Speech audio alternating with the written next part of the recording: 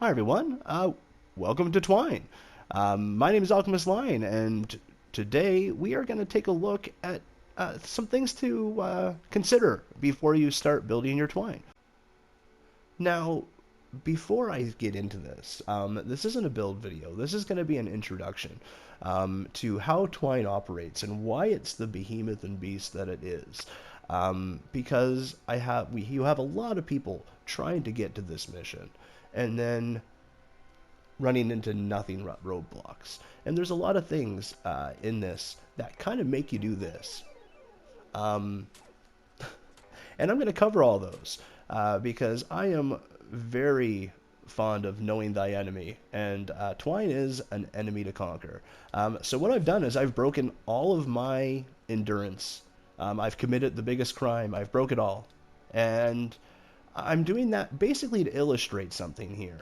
I've broken up into all the different amps and all the spawns, because it's not so much how many amps you have, because yes, there is 10 amps, where every other place has like 6 or under. It's the spawns. So Twine has 14 spawns that you are guaranteed to have, just because we have to select all the amps in Twine. In comparison, Canny, Plankerton, they average about 10, and then Stonewood, you're having 8 to 9. So Stonewood isn't really even part of the equation, I find. Stonewood's pretty easy endurance to conquer. It's Plankerton and Canny, I find that that's where you really hone in your skills and learn how to build.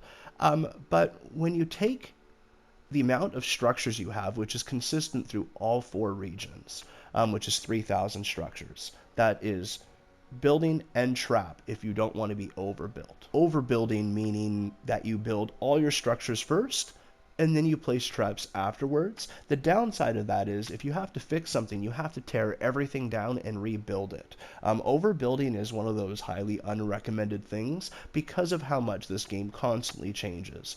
And that's another thing. We can post builds, like people can post builds online, but because of the amount of randomness that can happen here, because all the random waves, it's a 1 in 14 odds. That will get that one. And there's multiple random waves. So we can't test as builders every single thing that happens, as well as any time that you move anywhere you're at can change the husk's behavior. One wall change, one material change, a trap perk being different changes things. And on a scale like this, you can't account for all those variables. So a build can be very good, but I find in Twine, you're always going to have an eye on it to make sure that it's doing good. Or if you run into problems, you're going to have to know how it operates in order to make the changes. And you can't make changes if you're overbuilt. And it becomes very frustrating. So I would always recommend to stay underbuilt. How do you do that? What I did is I took 3,000 structures and I divided it up by 14. And that gave me 214 structures that I could build per amp. If I was to go kind of max build but include structures and traps. So that means that at no point should one of my builds go over 214 if I want to give an equal spread to everything. Of course, you're going to, balance the scales, but for every one trap you go over in one place, somewhere else will have to have one minus.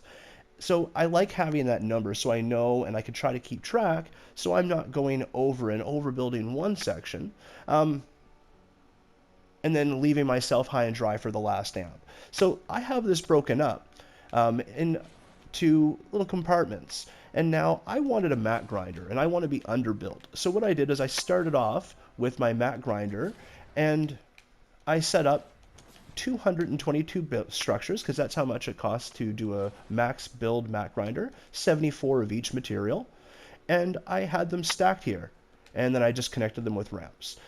I had it actually lower before all this, because I was going to just separate it out and see what I have, because there are some things also that happen here where you can occasionally build under the map and then you lose those pieces, and I know I had a few.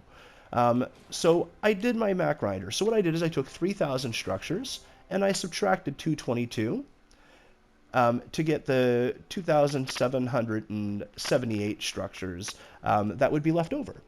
And then what I did is I then divided that by 14, and I got 198. So these are 3 sections of 66 blocks, or 198 pieces, and they're set up in 33 block increments. So I have the bottom row is 33 pieces, and then I built 3 more pieces and then 30 pieces up top, so we're another 33.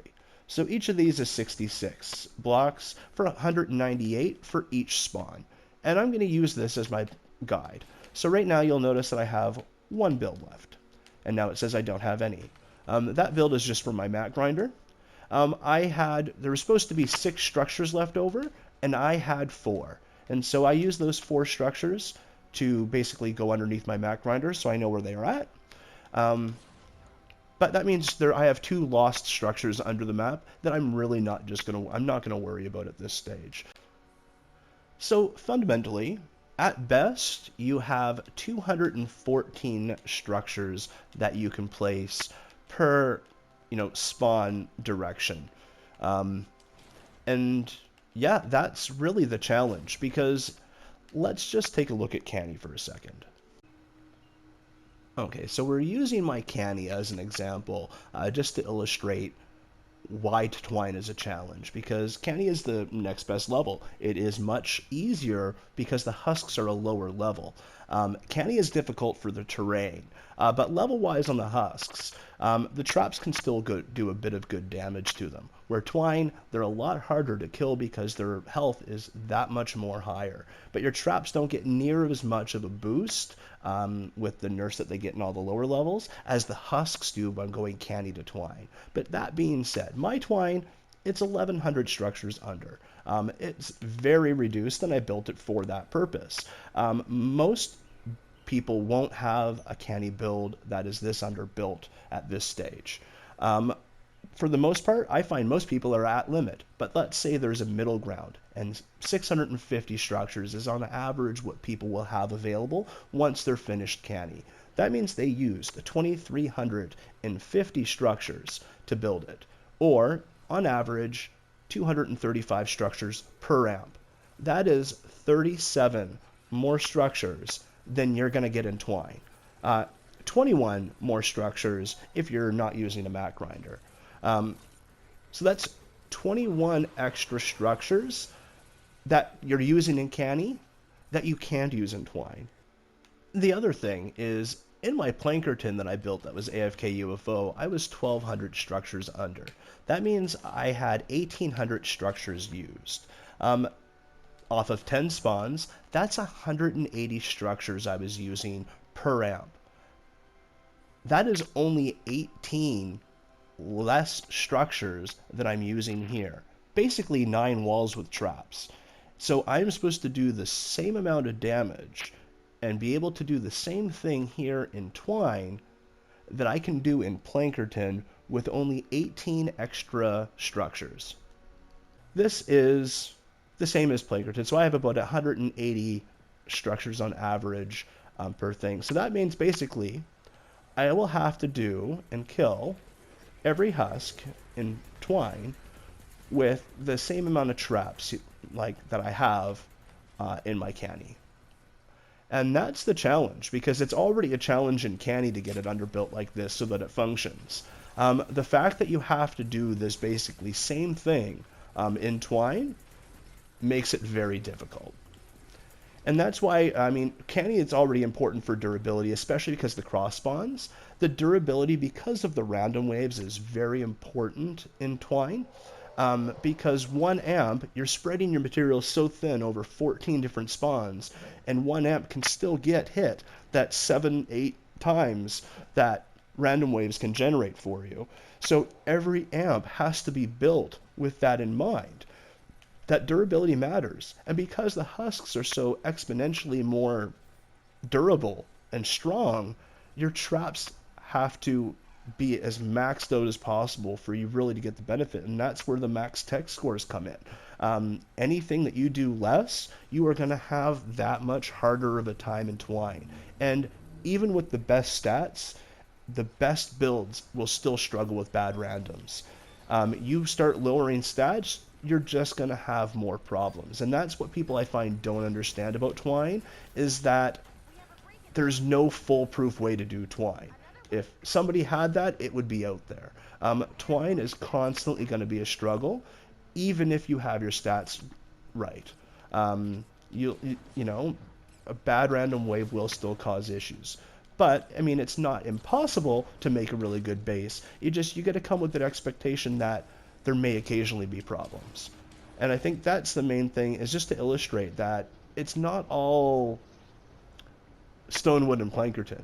When you get into the canny and twine, you really have to have your stats right. You really have to have your builds right. And that's what I'm going to try to do with this. The other issue is these things. Fireballs. So not only do you have to build a sufficient tunnel from spawn all the way to your ramp, you have these fireballs that like to hit a 2x2 area, like so, and basically break everything. Now, one of the things I'm going to do here, just 1 second. 1, 2, 3, 4, 5, 6. One thing that you can do is you can move them. And by doing that, you have to kind of just place 3 tiles is how I usually start with. So in that way, you can start kind of controlling in a limited area where the fireball will crash. But that only goes so far, because if you don't do that, the fireball kind of likes to waver a bit, and you're going to lose more of an area. But if you look here, I move the fireball down. Now we can try to do that again. 1, 2, 3. And we're going to try to push it over here. And basically what you're doing is you're kind of like slowly pushing it in and containing it to a certain spot within a field of, I generally like to think it's like a 5x5 tile area, but I find the spaces are a little different depending on the fireball spawn. You're also going to run into issues with like terrain. However, this corner right here is part, as well as this one right here, is part of how this fireball operates. So you also got to watch out, once you do contain a fireball, any edits, any changes you do to the floors can reset it. Also with moving fireballs, you'll have to load in and out to really fix it. Otherwise, you might be making edits to something that's not actually solid. And see, this one I've messed up with already. It doesn't want this one up here. Let's try to push up again.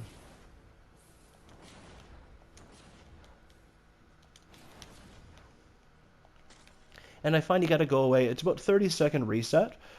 So what I do is I kind of just walk away and wait a little bit before going back, and hopefully not trigger one, because there's another one right over there. Yeah, not quite.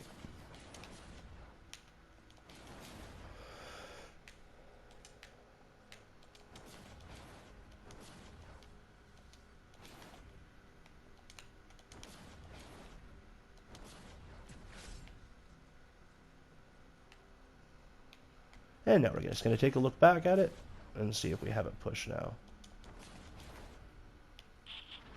There we go. Pushed over. So again, this one was in play up here, so I had to take that one off to make that work. So 2 across, like these 2 here, and it pushes it over into this corner. So you have these fireballs to contend with.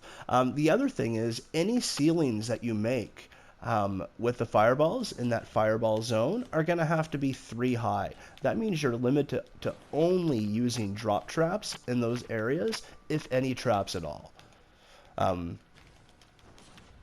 it makes them an extra nice challenge for your tunnels. So you can't have a controlled tunnel setup because they're in the way. They make it where you kind of have to be flexible on how you build to accommodate them. And they add a challenge to it. The other thing that can be a hindrance is the terrain itself. I mean, it has the cliffiness of canny in some areas. On top of that, there is multiple paths. I found that each region this is where the leveling up kind of happens. It's not just with the husks, which are also super overpowered here.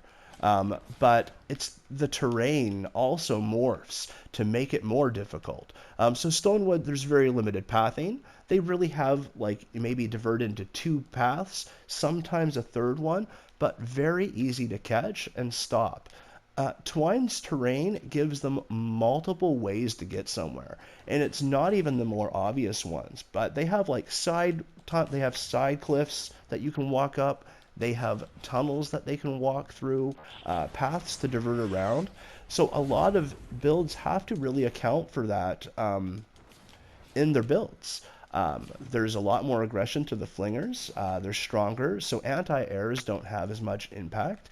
And there's all these tunnels that husks will utilize, and they will go all over the place just to get to your amp. Um, Not just on one amp, but on every one of the 14 spawns, you have areas like that where they will try to divert a different way to your amp. And the amps are all squished together, so they'll maneuver even between amps to get to you. So it's all things that you have to account for. The pathing is a lot more intricate here.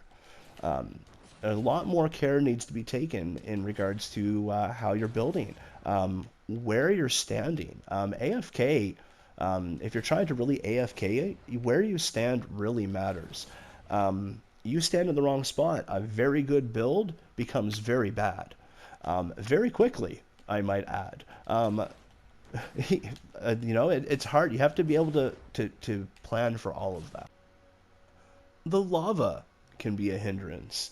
I can't count the amount of times that I've fallen in the lava, specifically when building. But the lava can be a struggle, but it can also be your ally. There are geysers around the map, and those geysers, great for mobility, but there are many people who utilize these in their builds to recycle husks, especially now where the crowd control effects are in play. They've become a very viable tool to still kind of get away with a recycling style build. As well, a great way to eliminate husks into the lava without any trap durability being used, because a husk will hit on it and they will follow the same dynamics as you would. So if you put a ramp up here, you can shoot them right into the lava, as long as you can get them to path that way, which is like the main struggle when doing a strategy like that. So before I head out, the only other thing really to consider is the spawns, the war game amps. For example, pit here, wave 4, a tornado comes through and rips the whole back 7 tiles of this. So you got to keep that in consideration as well. We have the mist pods and UFO hitting valley over there. And then space rocks hitting bridge right here.